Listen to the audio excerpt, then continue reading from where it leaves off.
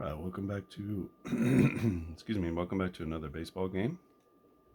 My name is Brian Hafferkamp, and I am the designer and creator of a game called On Base Baseball, and I'm also the designer and creator of this new game, which I'm sort of unveiling for the first time. This is going to be Game 7 of the 1979 World Series. I've been posting results from this series, but I haven't done any videos yet. Alright, just very quickly on this game, you use 3d6 dice. They should all be different colors, I would think, or at least these two can be the same color, but you need one sort of 50-50 die, and then you need a d10.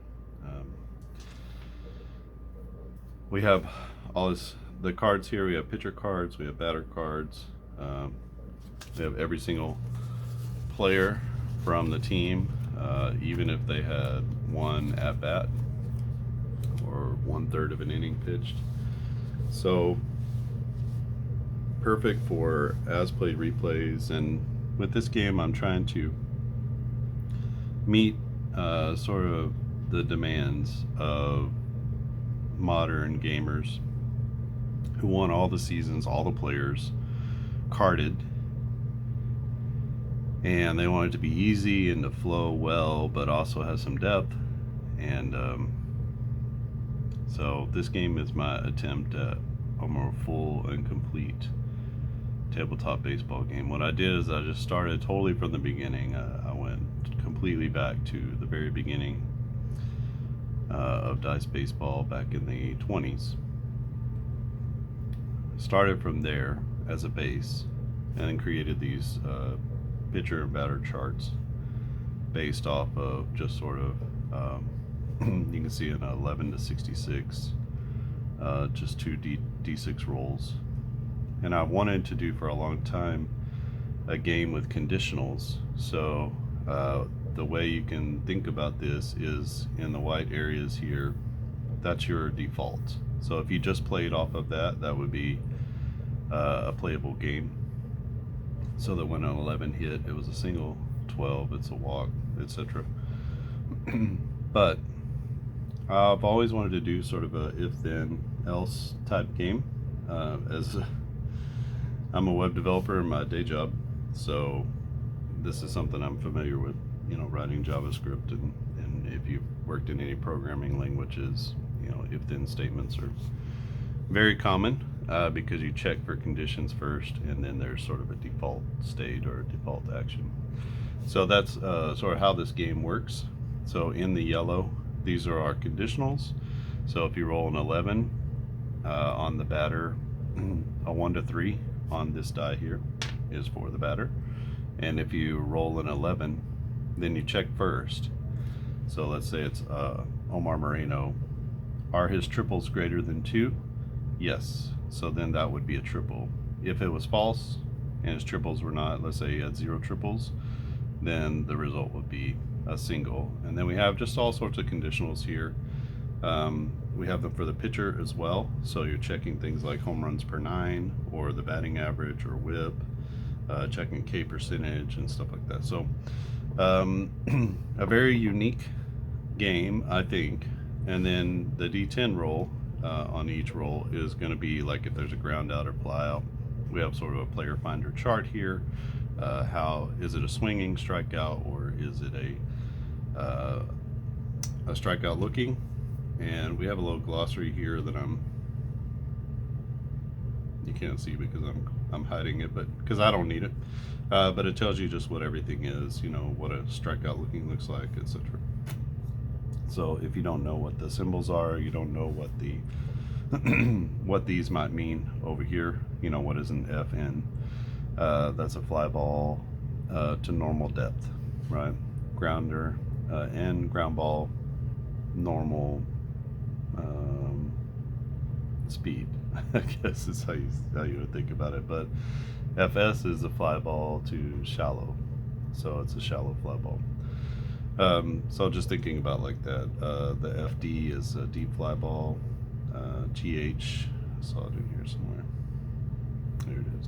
GH is a hard grounder. And then there are different rules that come out of that as well, depending on how the ball is hit.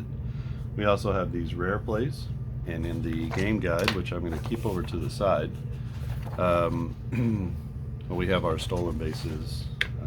I have several charts in here just to help you do different situational kind of things. But then we have these rare and unusual plays.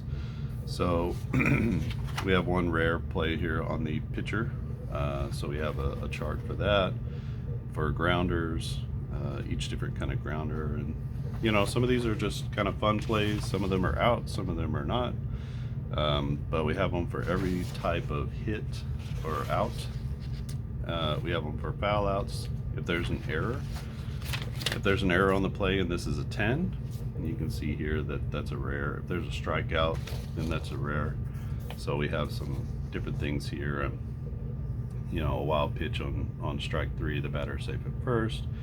Catcher throws wildly to first, the batter advances to second, everybody else moves up 2 bases. So there's just some extra sort of fun rare plays that are added in to the game, and they're not wholly uncommon. I mean, you'll see in this game, you'll probably have to reference that booklet or those plays. You have to reference them, I don't know, a handful of times, half a dozen times a game. So it makes for there are some really interesting plays in there, and just adds a little bit of color to the game. If you don't want to do that, you can just simply either treat the 10 as a 9, or you can just simply roll again, which is what I was doing before I created the charts. So the game flows really well. It's just roll all 4 dice, check the chart. If you get to the outcome and you need to come here, or you need to go to the rare plays chart off of the D10, then you can do that. And again, I have infield in charts. I have bunting charts, so sacrifice bunts and squeeze plays. No bunt for hit chart. Maybe I should do that as well. What else do I have? I have infield in charts for every single situation as far as outs and base runners. I have stealing, and stealing is based on the player's stealing percentage. So I have all those, stealing second, stealing third, stealing home, and then I have all the rare plays. The rare plays happen for all of these different categories here. You have rare plays that happen. Excuse me, plus this pitcher one. Okay, to the series at hand. Pittsburgh is at Baltimore. Game 7. Baltimore forced to Game 7 by winning 4-3. Rick Dempsey, who is in the lineup, hit a towering home run in the 8th inning to give Baltimore the 4-3 lead. That was in the bottom of the 8th, and sends us to Game 7. Pittsburgh jumped out to a 3-1 lead in the series. Baltimore came back, won the next 2, one on the road, one at home, and then now they get the home game against the Pirates. October 17th, 1979 is when this was played. It's going to be for the Pirates, Omar Moreno leading off, Tim Foley at short, Dave Parker at right, Bill Robinson at left, Willie Stargell at first, Bill Madlock at third, Nicosia, Steve, I think that's his name, Phil Garner is at second base, and Jim Bibby.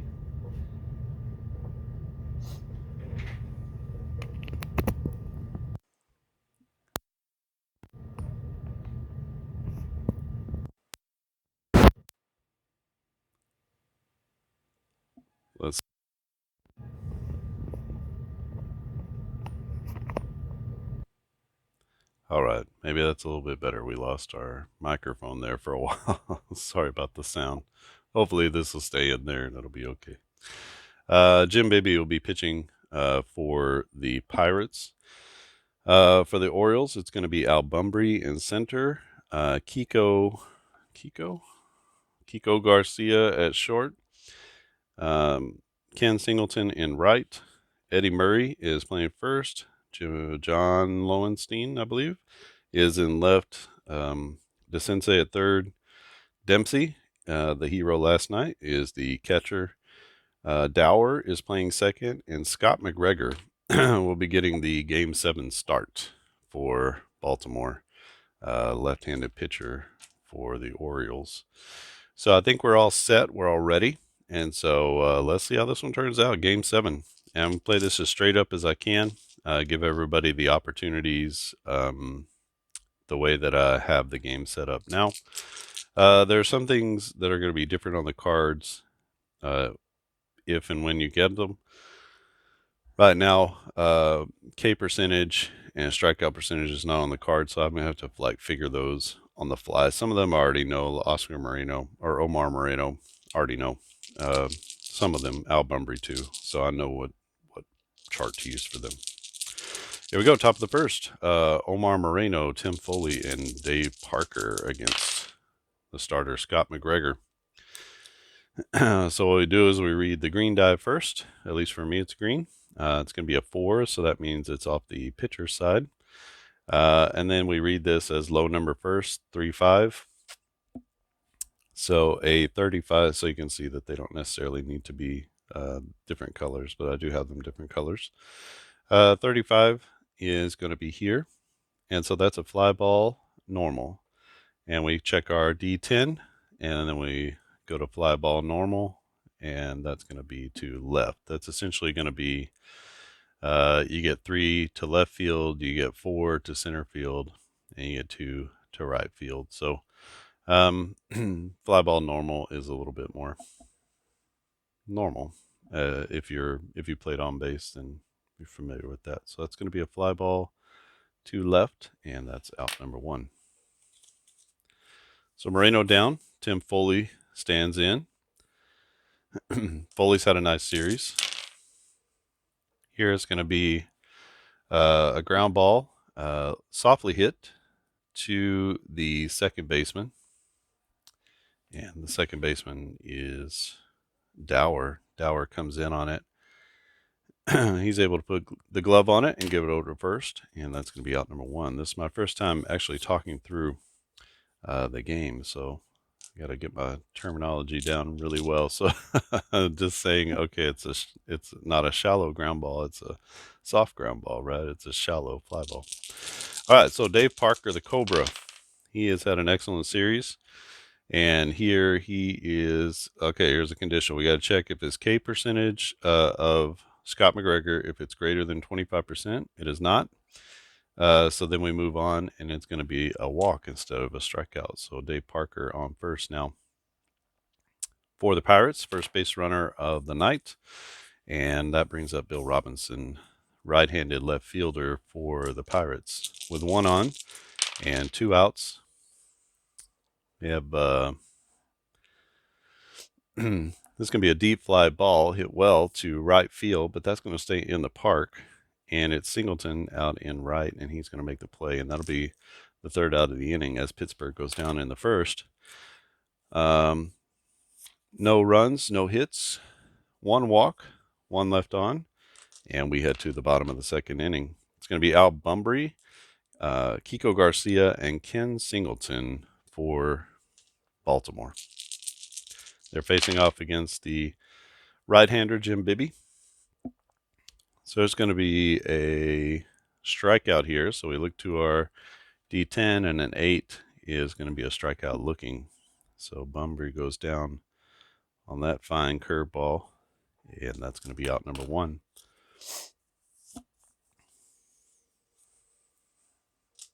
Hopefully you can keep everything in the screen here.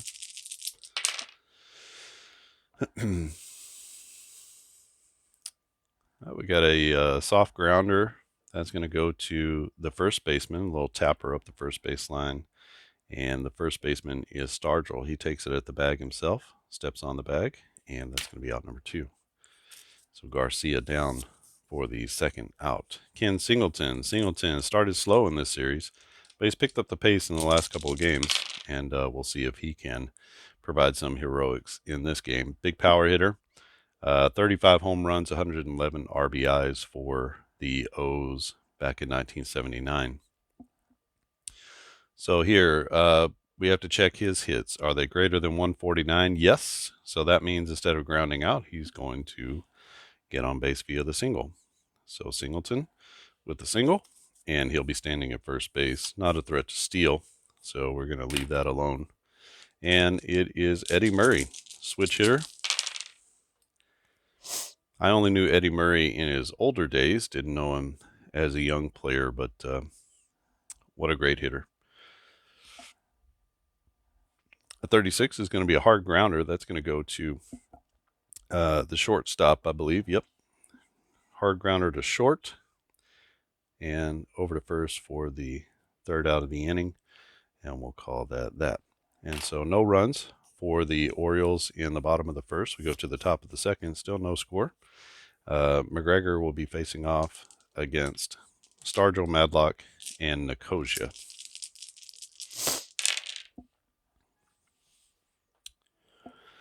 2-3 is going to be a deep fly ball as Stargell gets a hold of one, and that goes out to the right field wall, and just short of the wall, Singleton makes the catch, and Stargell is out number one. The deep fly balls have some significance. If there's a runner at second or third, they will automatically move up or score, however the case may be. Not the same for normal flyouts or short flyouts. So Bill Madlock, here's a 5-5. 5-5 is going to be a check off the pitcher. So is his home runs per 9 less than 0.4? No. So in that case, this is going to be Bombzola for Bill Madlock off of, it would be here, off of Scott McGregor. So Bill Madlock goes yard, straightaway center field, and the Pirates take the 1-0 lead in this Game 7. Steve Nicosia, the catcher, comes up to the plate. He is going to hit a little fly ball to center field. Center fielder is there in left center, and he makes the play for out number 2. 2 down now, 1 in for the Pirates in the top of the second inning. Phil Garner playing second in this game. He's going to foul out. So FO is a foul out. Foul out to 8 is going to be a foul out down the right field line.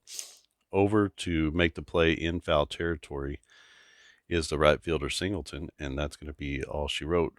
For the Pirates, they do get one, though, and they take the 1-0 lead as we head to the bottom of the second inning. The Orioles send Lowenstein, DeCinces, and Dempsey up to the plate against Scott Bibby. Here's a little ground ball. Oh, I'm sorry. We got to check here. So K percentage 25% or more. Nope. And so that's going to be a walk. I'm sorry. That's Lowenstein taking the walk as he trots down to first base. Standing in now is DeCinces, Doug DeCinces, third baseman.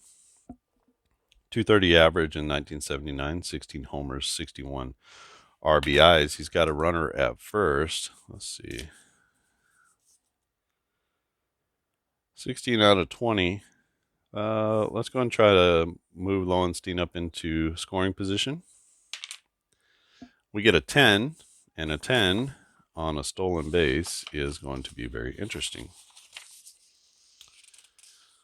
So let me see, stolen base chart. Okay, so he's on this chart here, second base. Stolen base percentage is greater than 70%, at 75. And so a 10 on there is going to be a steal, and then an error on the catcher, and the base runner moves up one base. So the throw down to second gets away. So we're going to say a stolen base, and we're going to say an E2. And now we have a runner at third base with nobody out. See if DeCinces can get him home. So it's going to be a 3-5. 3-5 is going to be a soft grounder to the third baseman. Soft grounder to the third baseman. Let's see what I have for that. I have some. I don't think I printed them out.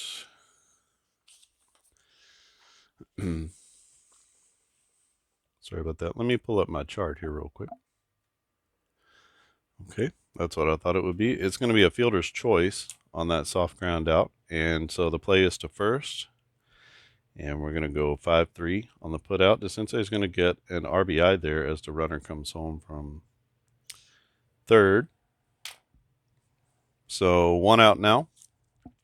And 1 run in as Baltimore ties it with that little tapper down the third baseline. Scooting in is Lowenstein, and we are tied at 1. Rick Dempsey to the plate. Dempsey catching. And this is going to be a fly ball to right center field. The center fielder ranges over and makes the play. So that's going to be 1 out, 2 outs, 2 down now, 1 in for the Orioles. And Rich Dower to the plate, second baseman for the O's. 257 average, 9 homers, 61 RBIs for the second baseman. Here's a 5-6, and that will be a fly ball again to right center field, and that's going to be all she wrote. As Omar Moreno comes over and makes the play in center. Rich Dower down for the third out, but not before the O's get 1 back, and we are tied now as we go into the top of the third inning.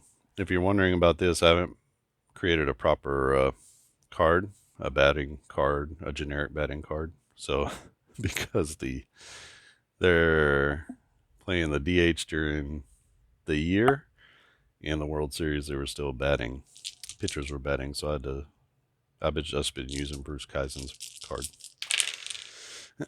Except for when he pitched. I didn't use his card when he pitched. All right. So top of the third inning, it's going to be Bibby leading off, the pitcher, and then Moreno and Foley. So we've got a fly ball. This is going to go to right center field. And the right fielder is Singleton, and he's going to make the play for out number 1. Omar Moreno to the plate. Moreno is 0 for 1. He flied out to left field in his first at bat. So we got a check here on his walk percentage. If it's less than 5, which I don't believe that it is, get out my handy calculator over here.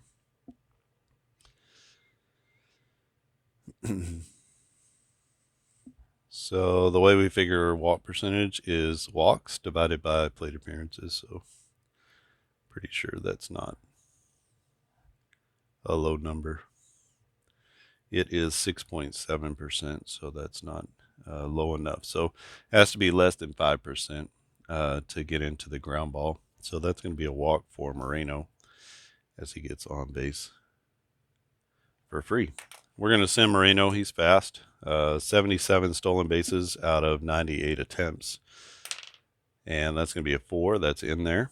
Anything 1 to 6 for a 70+% base stealer is going to be a stolen base plus the 10. So he gets in there pretty easily. Okay, so stolen base. We have a runner at second base now, and Tim Foley is standing in. He grounded out to second base in his first at bat. He's facing off against Scott McGregor. Early on in this one, we got a 1-1 score.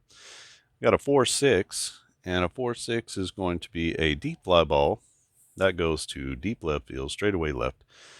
Back on it is Lowenstein. He's at the track with his back to the infield, and he makes the running catch at the track, and that's going to actually push the runner over to third base with the deep fly ball, as Moreno could see that he had a bead on it and tagged up. And so he makes it over to third base. 2 down now, and Dave Parker steps up to the plates. This is going to be a foul out. He's going to foul out to the third baseman. And out go the Pirates with a whimper as Parker lifts that one down the third base line. And the third baseman, DeCinces, ranges over and makes the play in foul ground. No runs there for the Pirates. It's still 1-1 as we go to the bottom of the third inning. Let's see. If his hits are greater than 249, so his hits are only 110. So that passes as false. Instead of a single, it's going to be a strikeout, and we got a strikeout looking. So you can't see it on there very well, but it's got a little dot for looking.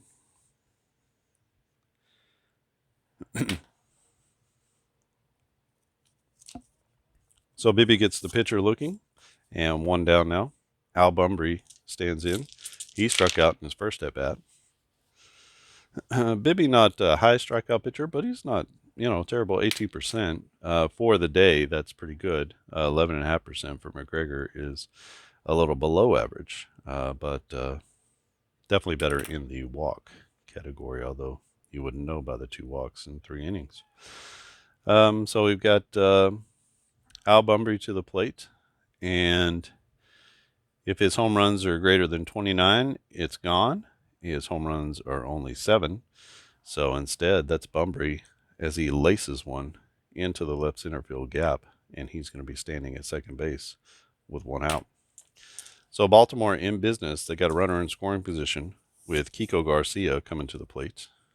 Garcia grounded out weakly to first base in his first at bat. This is going to be a fly ball to center field. That's not going to be enough to do anything except make the second out of the inning. And we go to Ken Singleton. Ken Singleton driving a run, 295 average in 1979. We got a 6-6. There's a wild pitch chance or a rare play, so we get to pull out the old rare play. We got a 6-6 on the pitcher side. So if his wild pitch is greater than 9, his wild pitches are 5. So it's not a wild pitch off of the conditional. And we go to the rare play chart for the pitcher. So you can see these are rare or unusual, not necessarily all like totally rare plays. So we roll here, and whatever we get, we get. We got a 1. Hard hit ball bounces off the pitcher's leg to the third baseman. The out is recorded 153. We don't have any pitcher stamina or anything, but I kept that in there just in case we do one day. So that's going to be a 153 put out. And that's going to be out number 3 as Singleton hits it hard right off the box. But can't get it past the pitcher. It's a kick save and a beauty over to the third baseman. And the third baseman alertly, Madlock, picks it up and throws to first for the out. That's going to be 3 down. And we go to the top of the 4th inning. It's going to be Robinson, Stargell, and Madlock for the Pirates. We got a 4-5. 4-5 is going to be a fly ball. That's out to right field. That was a 9. That's a fly ball to right field. Singleton's there for the catch, and 1 down in the 4th inning. Willie Stargell to the plate. Stargell flied out to right in his first at bat. This time he's going to hit a little foul ball down the right field line as he gets under that one, and over into foul territory is the first baseman. The first baseman is Murray, and he'll make the play with no problems. That's going to be out number 2. Madlock, who homered in his first at bat, accounting for the lone Pittsburgh run. He'll be in the box. This time he's going to hit a little weak grounder to short, and coming in and up with it is the shortstop Garcia. Flings it over first, and that's going to be out number 3. So we head to the bottom of the 4th inning. 1-1 is our score. Game 7 of the 1979 World Series. And we got a good one going so far between Bibby and McGregor. Bibby will be facing off against Murray, Lowenstein, and DeCinces. Let's see, Eddie Murray with the deep fly ball. That's a shot to right field along the line, and going back into the corner is going to be the Cobra, Dave Parker, and he makes the catch just short of the warning track. 1 down. Lowenstein to the plate. Lowenstein walked and scored in his last at bat. Let's see, if the pitcher's hits are greater than 249, which I don't believe they are, they're not. So that's going to be a strikeout, and that will be a strikeout swinging. So Lowenstein goes down. He can't catch up to the pitch, and that's going to be out number 2. Doug DeCinces to the plate, playing third base in this game. DeCinces grounded to a little tapper to third, was good enough to get the run home from third in his first at bat. This time there's a balk chance. So balks, if they're greater than 1, then it's a balk. If not, then it's going to be an error. So DeCinces is going to get on with the E8. So a fly ball to center field that the center fielder can't handle. Moreno makes the error, and DeCinces is at first with 2 outs. See if that comes back to haunt the Pirates. A 1-1, if his average is less than 241, which it is. So average here is 215, so that means we take the conditional. So instead of a triple, that's going to be a hard grounder to third base. So a little scorcher that the third baseman, Madlock, is able to get his hands on this time, and that's going to be over to first for out number 3.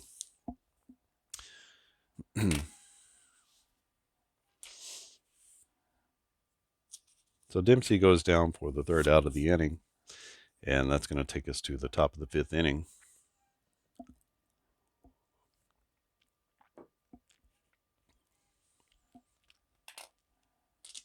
Brings up Steve Nicosia, the catcher, Garner, the second baseman, and Bibby, the pitcher, in this inning. Nicosia, he flied out to center field in his first at bat. He is going to fly out to right field this time, and Ken Singleton is out there for out number 1. Garner popped out down the right field line. Singleton went into foul territory last time to get it. Let's see what happens in this at bat. This time we got a home run check. Are his home runs greater than 29? Nope. So that's going to be a 2-bagger for Garner as he rips one down the left field line. You can see I like to use that as a gauge of where it goes. So down the left field line in the corner, Garner into second standing up, and that's going to bring up Jim Bibby to the plate. Let's go ahead and let Bibby hit away. Only a 178 hitter, only 8 hits, and 52 plate appearances. So let's see what happens here. This will be is his average, the pitcher, so this is off the pitcher, right? Is the pitcher's average 299, greater than 299? No. So that means that's going to be a strikeout, and that will be a strikeout swinging as Bibby tries to get that run home, takes a big hack, and comes up empty. And that's going to bring us back to the top of the order.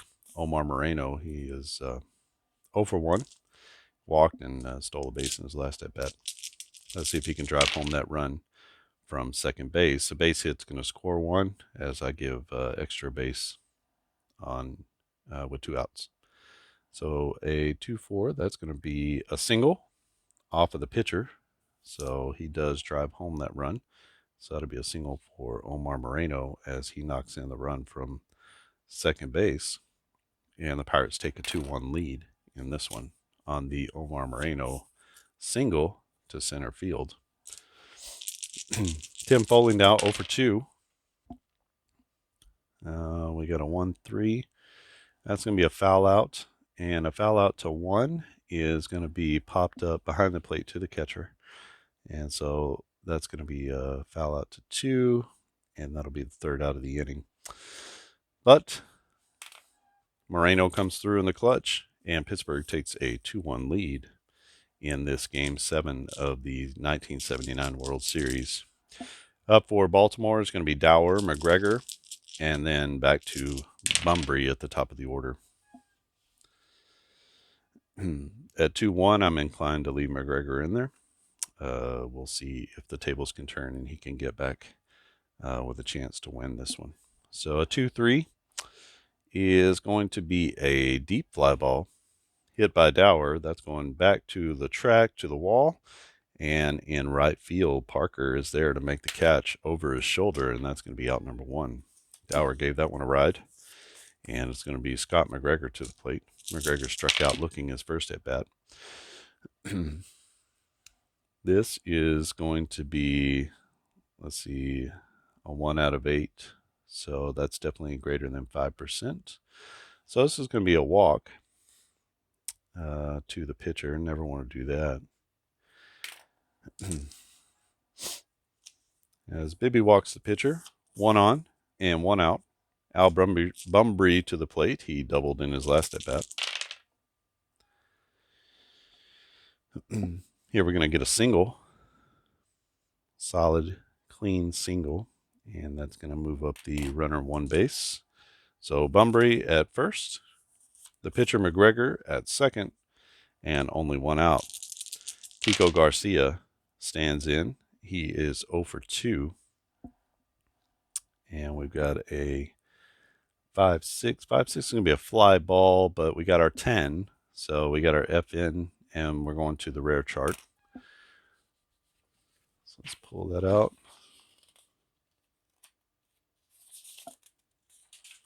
Okay. This is going to go, if it goes beyond 6, we got to go to the other page. Okay, it does. It's a 7. And so let's check this out. What happened on this rare and unusual play? Low line drive to right field. The right fielder loses the ball, and he can't catch it. It gets past him, and the batter goes to second. All runners advance 2 bases, and that's a killer, as that's going to be we're going to call that a double. And so he's going to go 1-2 bases, and he's going to go 1-2 bases and score. And that's going to tie up the ball game on that 2-bagger from Garcia. As the right fielder Parker loses that one in the lights in the sun, just loses track of the ball, and it gets down and past him, and everybody moves up 1 extra base. Big play in the game. We got Ken Singleton coming to the plate, so a little bit of thunder coming up now. He hit into a very unusual play off the pitcher's leg, over to the third baseman, and out in his first at bat. All right, let's reset it. We got 1 out. We have 2 on. Runners at second and third. 1 already in the game, or in the inning. And we've got a foul out to 3. Oh, killer. So a little pop out to first. And that's going to be out number 2. No one advances on the little pop fly. And that brings up Eddie Murray. Last chance for Baltimore in the 5th. Murray is going to ground out, but that's on our rare unusual play chart with the 10. So let's see what we got here.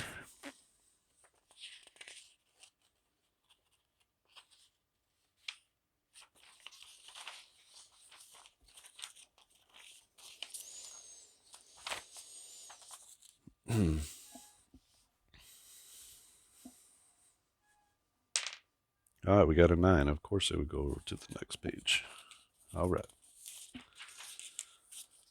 So what do we got here? Grounded to third. It's off the third baseman's glove. The shortstop picks it up, fires to first. In time for the out. The batter is out, and all runners advance 1 base. Of course, there's 2 outs in the inning, and so that's going to be the old conventional 5-6-3 put out. And Murray is gone on that hot shot off the third baseman's glove. And that's going to be 1 run in for the Orioles, and that will tie the ball game at 2 apiece. It's like they're scoring on top of each other, which is good. Good to come back. Come back right away. Don't let them get that shutdown inning, right? People are always talking about the shutdown inning. I feel like I'm scattering this stuff everywhere. Okay.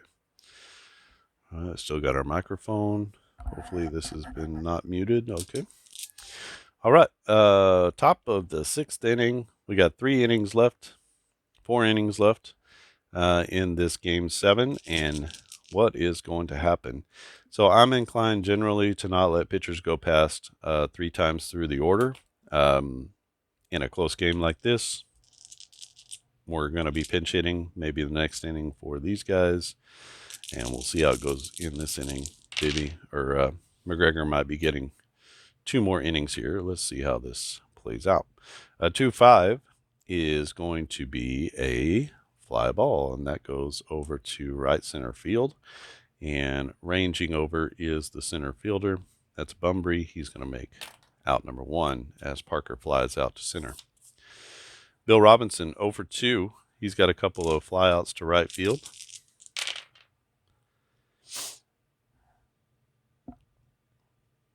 This one's going to be a check. Is his average greater than 299? So is he a 300 hitter? No. And that's going to be a hard grounder instead. It's a hard ground ball right back to the pitcher. And the pitcher, McGregor, snags that one, underhands it over to first base. And that's going to be out number 2. Nice play by the pitcher. We got Willie Stargell coming up. Stargell is 0 for 2. He popped out to first base his last at bat. This is going to be a check on the pitcher. So are his hits greater than 249? No, so that's going to be a strikeout. And we got a rare strikeout here. So it's going to be on the last page. That one's easy to find. And let's see what happened on the rare strikeout. A 9. Batter swings and misses strike 3, but the ball gets by the catcher. No chance to get the runner at first. And down to first is going to go Willie Stargell. So we're going to call that a strikeout. And he reaches first base.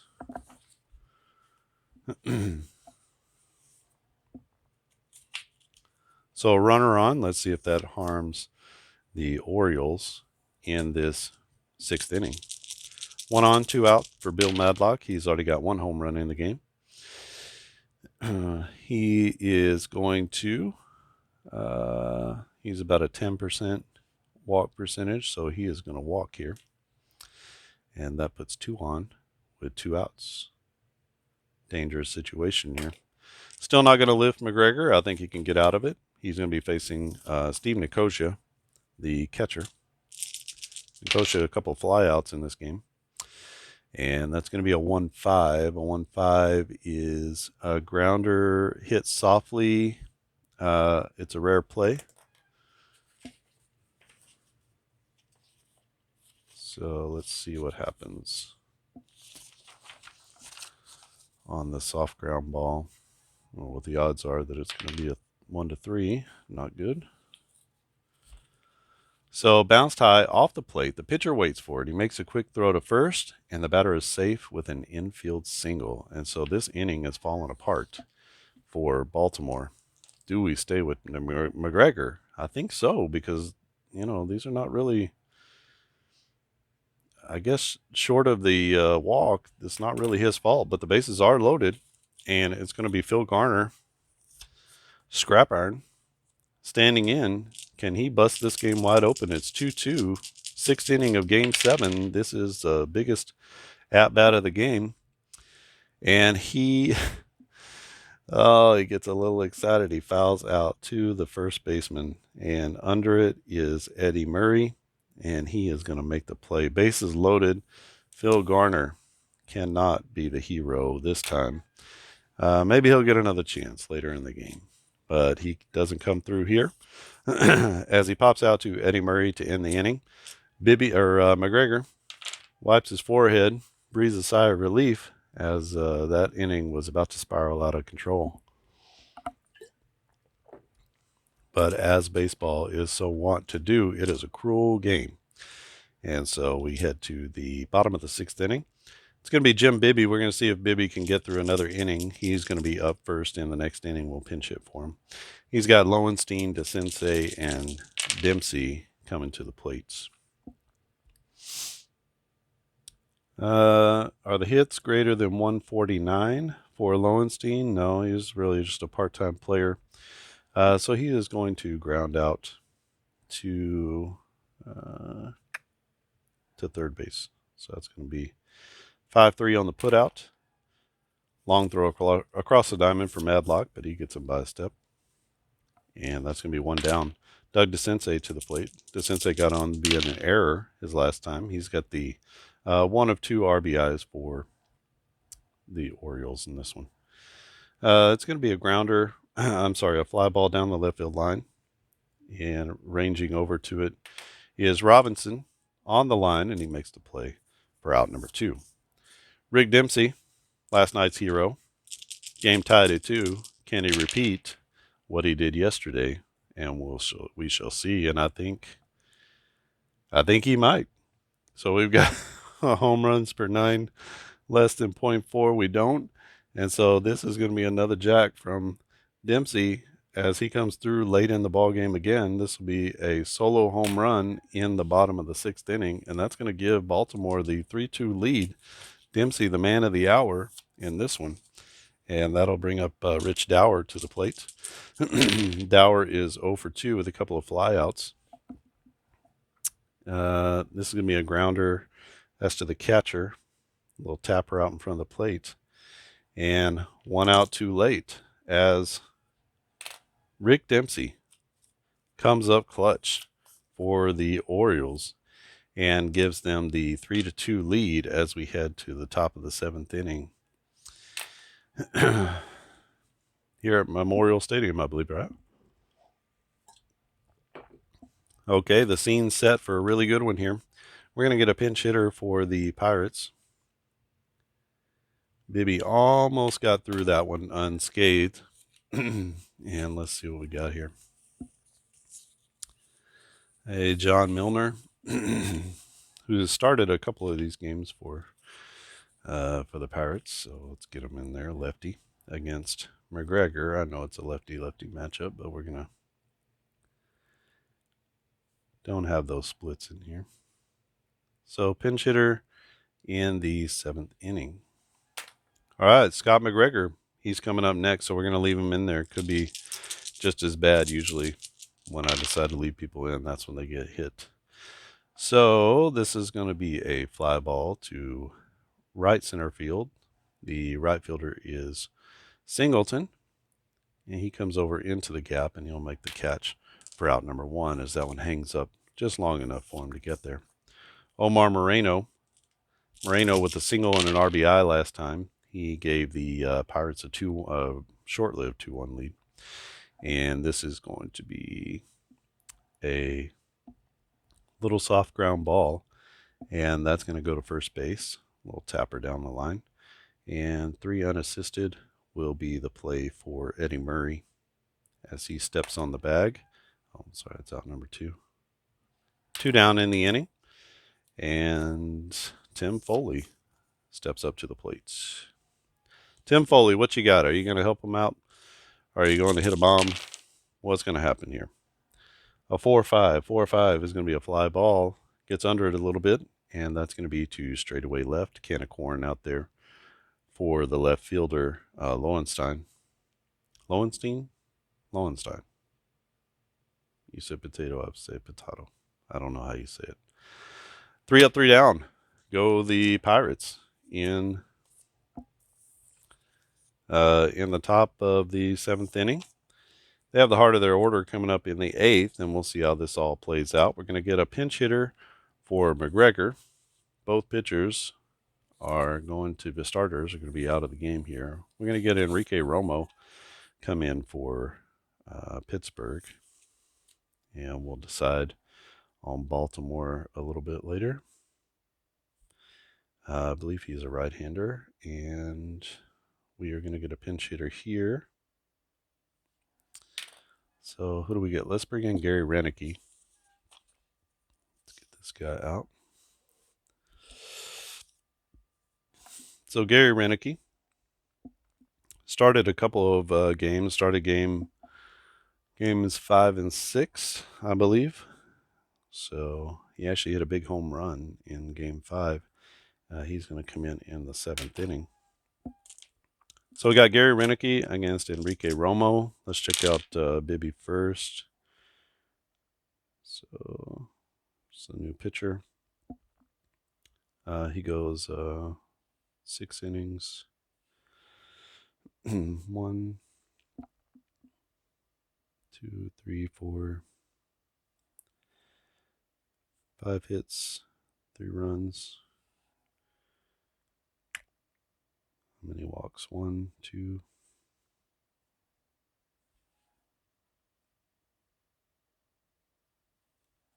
So 2 walks, 3 Ks. The final line for Bibby: 6 innings, 5 hits, 3 runs. All of them earned, I believe. Yep, all earned. And then 2 walks and 3 Ks. So good enough start. Has kept them in the game. They're down 3-2 as we head to the bottom of the 7th inning. Gary Renicky will be facing off against the new pitcher, Romo. Romo's pitched well in this one, but maybe I just gave him the jinx. This will be a fly ball down the right field line. Ranging over is Dave Parker, and he'll be there. Plenty of time to make the catch. So Renicky down for out number 1. Al Bumbry stands in. He's 2 for 3, double and a single. He's going to ground out here to the shortstop. And the shortstop is Foley. He's up with it and over to first for out number 2. Mirror image innings there.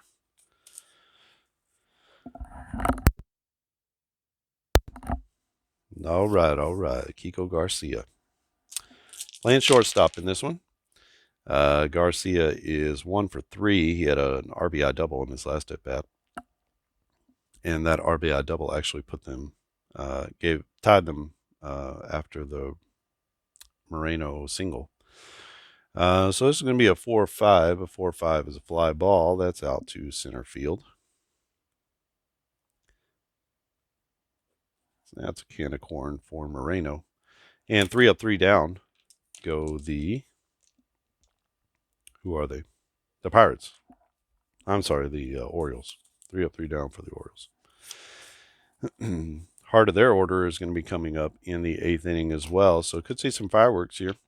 We got a new pitcher coming in. Let's see. I think it's going to be Tippy Martinez. Trustworthy reliever. 39 games. 2.88 ERA. 61 strikeouts to 31 walks. Good for a 19% K percentage. And we'll get a new pitcher right here. I believe he is also a left-hander. Let's see. For McGregor, it's 1, 2, 3, 4 hits in 7 innings. 2 runs. Both were earned. And 1, 2 walks. 2 walks, 2 Ks for McGregor. So probably about right for him. And we got a new pitcher. It's going to be Tippy Martinez facing off against Dave Parker, Bill Robinson, and Willie Stargell. Here's a little soft grounder. That's going to be down the third baseline. Coming in hard on it is DeCinces. Gloves it, throws it to first, and that's going to be out number 1 as he gets Parker by half a step. Good play there by Doug DeCinces to get the speedy Parker. Parker with 20 steals, 20 out of 24, so a little speed back in the day. That's not the Dave Parker I remember. But we got Bill Robinson. Robinson is 0 for 3, grounded out to the pitcher in his last at bat. 3-3. We got a home run chance here. If home runs per 9 are greater than 1 for Tippy Martinez, which he didn't give up any home runs, so definitely not greater than 1. So that's going to be a 2-bagger. Still pretty good as Bill Robinson takes it to straightaway left field over the left fielder's head, and he 1-hops the wall. and he's going to be standing at second base. So a good opportunity here for Pittsburgh to tie the game. They're down 3-2. Can Willie Stargell come through with the big hit? He's 0 for 3.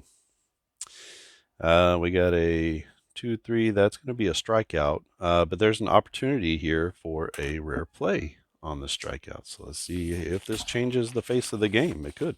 I like that these rare plays can change the face of the game. It's a 1, and the batter tries to hold up, but the ump says he went around. That's going to be strike 3. So we'll call that a strikeout swinging. 2 down. Like I said, not every single play on the rare plays is going to be something that hurts the offense. Sometimes it helps the offense. Sometimes it hurts the offense. Sometimes it helps the defense. Sometimes it hurts the defense. So I tried to put a pretty good mix in there, just so you don't feel like, oh my gosh, every time I go there, it's going to be something bad for the defense. So don't want you to have that feeling. All right, Bill Madlock up to the plate. But in a lot of cases, that's where your line drives are going to come from. That's where a lot of different sort of diving plays and stops and great defensive plays are going to come from. Bill Madlock, 1 for 2. He does have a home run and an RBI. He hit a bomb in the second inning. He's got a chance here with a base hit to tie the game, and he is not going to, as he hits a fly ball down the left field line. Over to the line is Lowenstein. I'm going to go with Steen.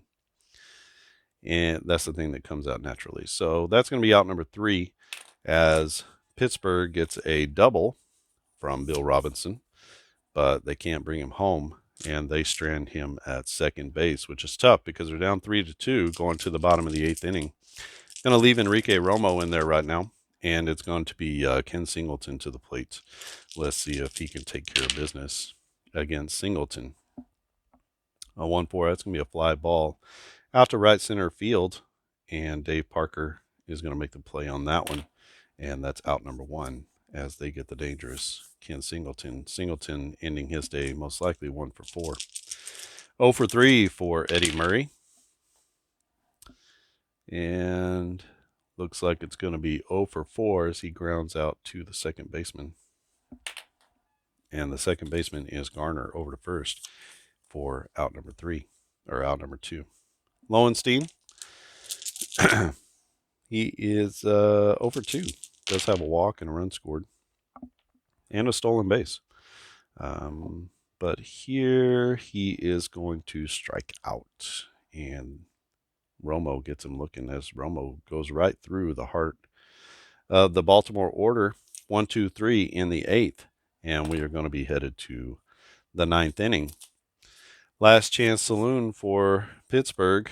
Time to pull out all the guns. They're down 3-2 in this one and in danger of blowing the 3-1 lead in the series. Something rarely ever done.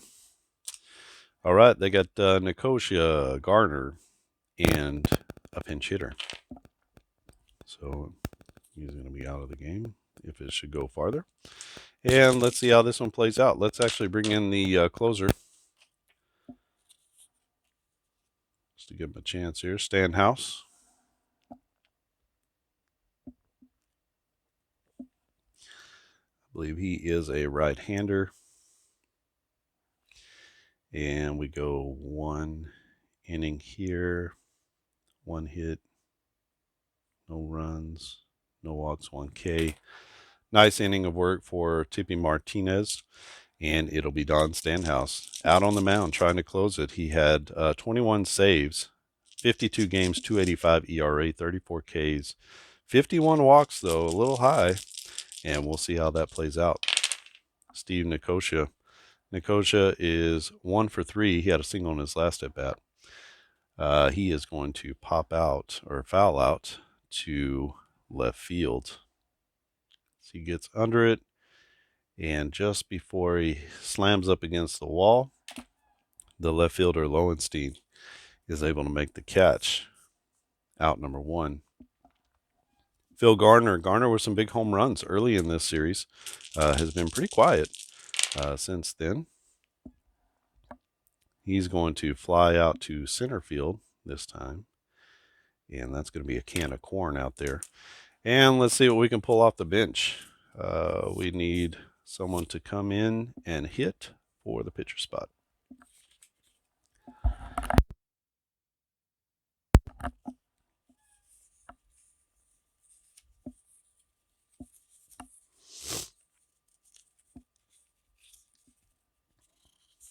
Not a lot of pop here off the bench. Sanguian doesn't have any. Easler is about as good. Maybe Ott.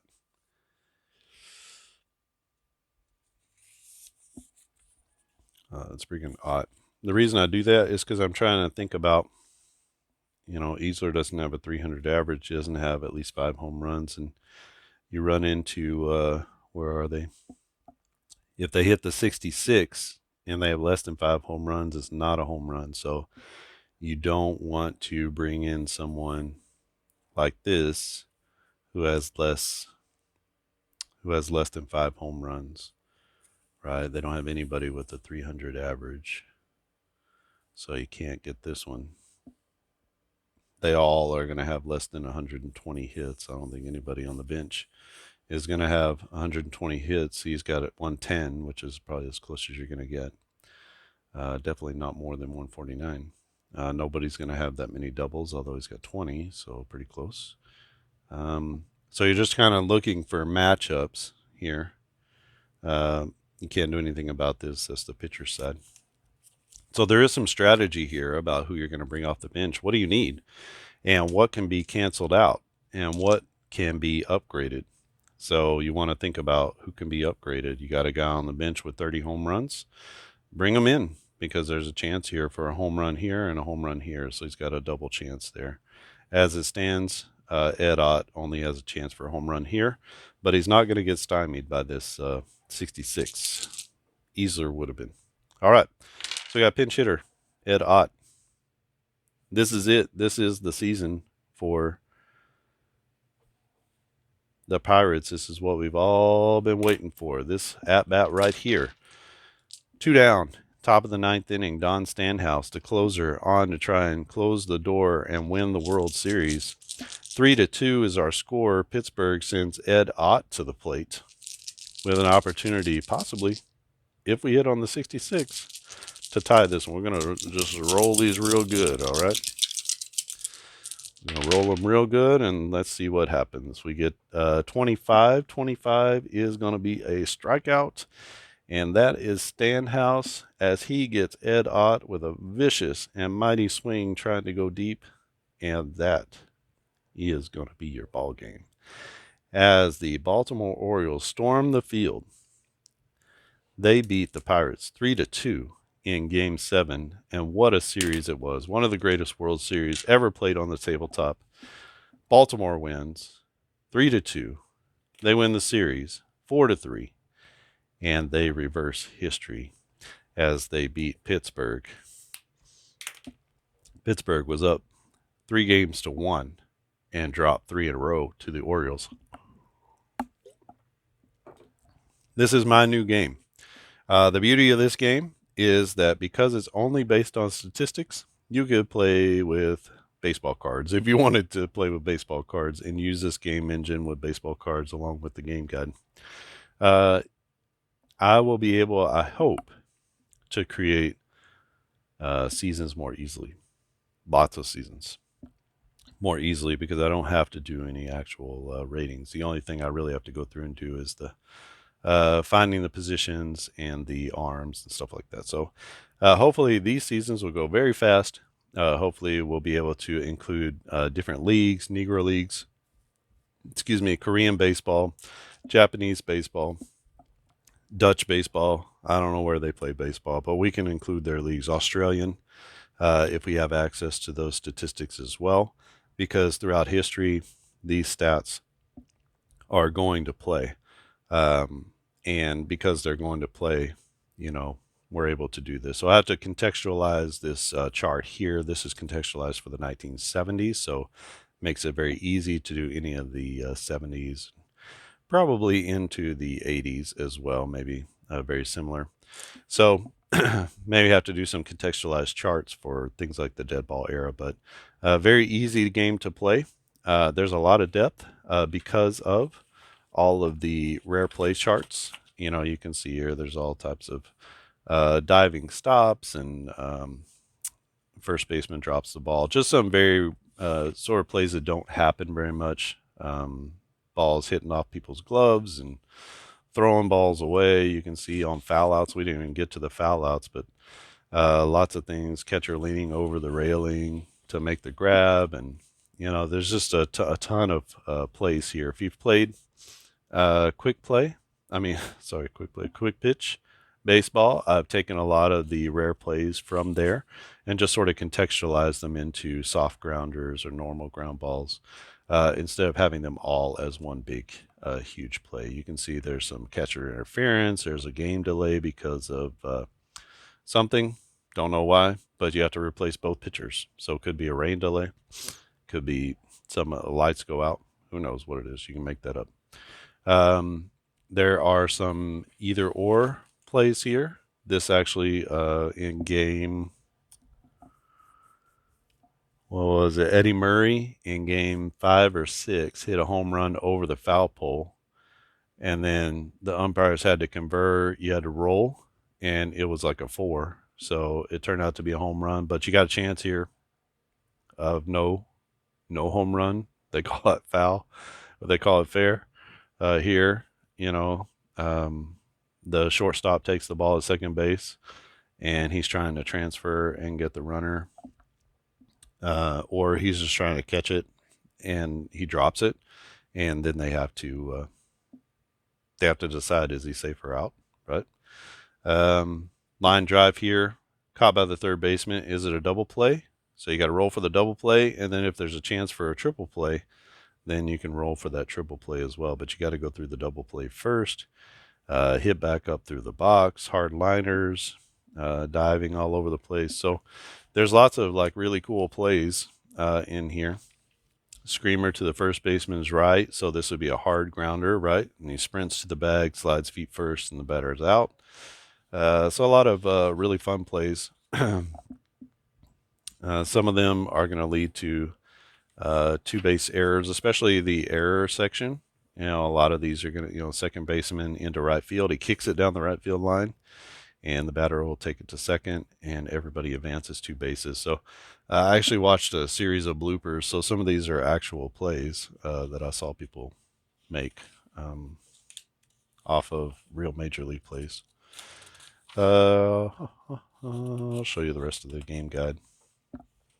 The infield in charts are pretty extensive. You can see here, runner at third. This is what you're going to use. Runner is at first and third. And then with nobody out, this is what you use. 1 out, this is what you use. Second and third, bases loaded, nobody out, or 1 out if you want to bring the infield in. We have all of our stolen bases. So second base, third base, home plate, all broken down by their percentages, their stolen base percentages. So if it's less than 50%, you use this one. If it's 50 to 70%, which is kind of average, you use this one. And then for your better base stealers, you'll use that one. You can see that the percentage goes down by 10% basically each time that you move across a column. So simplistic, yes, but I think when you get into it, you'll see that there's a whole range of plays. We have sack bunts and we have squeeze bunts. So a number of things can happen. Unusual things, different fielders' choices on the squeeze play. There can be a base hit, a sack hit. There's an E1 on the throw to first, and so everybody's safe. There's a strikeout on the sack bunt. There's a pop out, and then a double play on the lead runner. I had that happen in one game. And then as far as the rules are concerned, just some basic runner advancement if you just want to use basic runner advancement, which is, I did a chart as well, which this is not the latest version of the game guide. So I did a chart here as well for runner advancement that just shows it shows ground outs at normal depth, and then for each type of ground out, what should you expect for each of the base out situations. And so you can go along with that if you want to. I've sort of memorized what to do with the deep fly balls. But for the most part, you're going to make an out when nobody's on base. And then most of the time for the shallow, oh, got to change that. For the shallow and the normal fly balls, most of the time you're going to hold on those. I have not figured out a way to sort of challenge people in the outfield as far as running.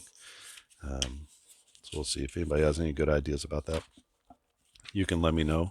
This chart here is basically this chart here. I put it up here for easy reference. But here you can just see it a little bit more clearly and plainly about what everything is. In fact, this is a little bit different. I have to change that. Or no, it's the foul outs. The foul outs, I did 2 catchers because honestly, the pitcher is not going to be ranging over into foul ground very often to make the play. And then just a little explanation of the different types of outs. And this is the game flow. So roll all 4 dice at once. I find that to be the easiest way to do it.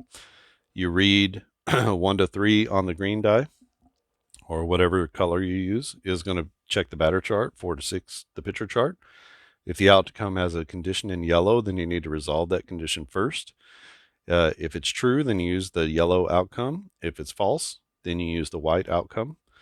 And if the play is hit to a fielder, then you use the D10 and this chart here to figure out where does it happen. If it's a 10, then you need to go to the rare charts and then roll a D10 again to see what that play is.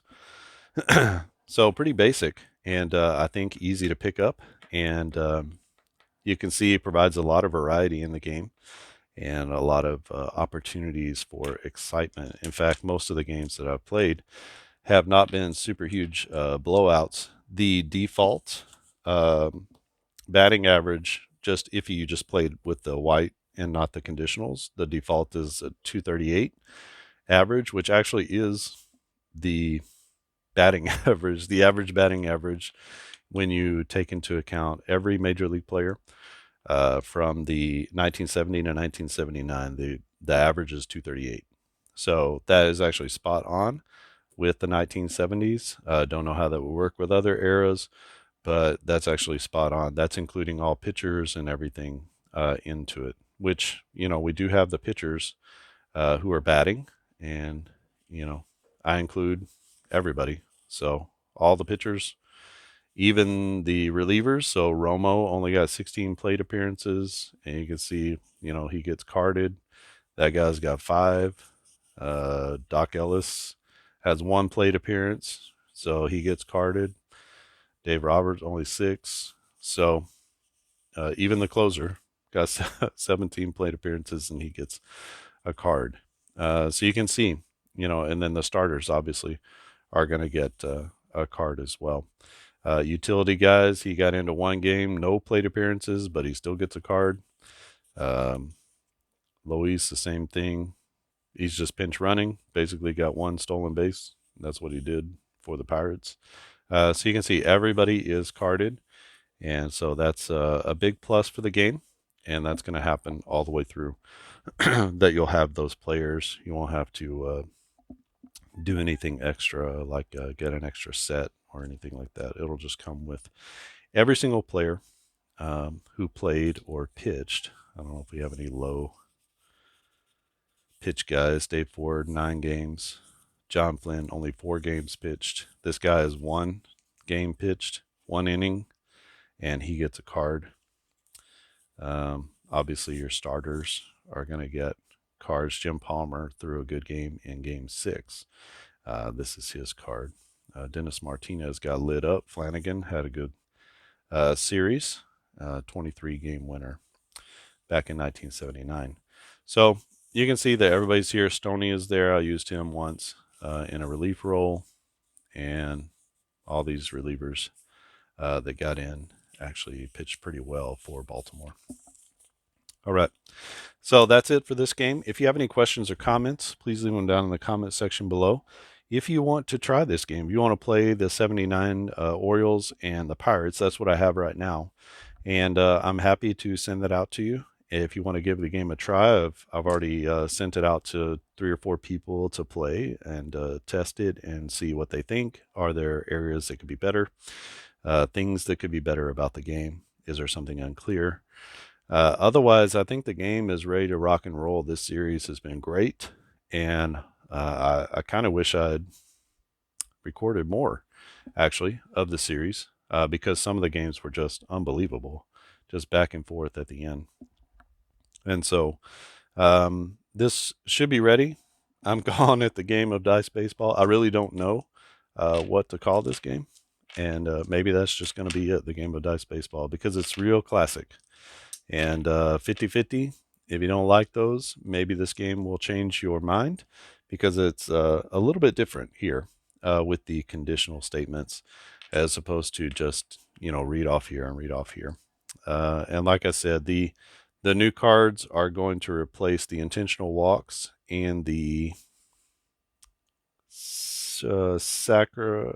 grounded into double plays. So these two are going to go away because I don't actually use them, and most people probably don't care necessarily unless you're going to use that number for grounded into double plays.